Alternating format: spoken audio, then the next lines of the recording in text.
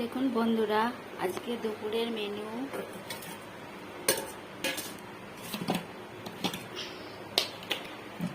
গরম গরম ভাত।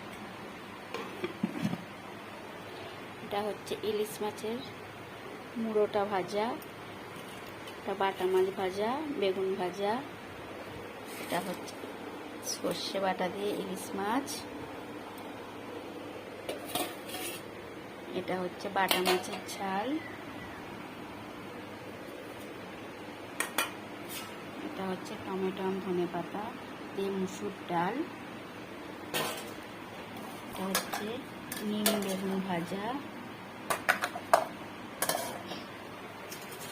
এটা হচ্ছে বটবটি কড়াই দিয়ে আলু দিয়ে পোস্তর তরকারি। এইটা হলো আজকে দুপুরের মেনু। চলুন, টাটা।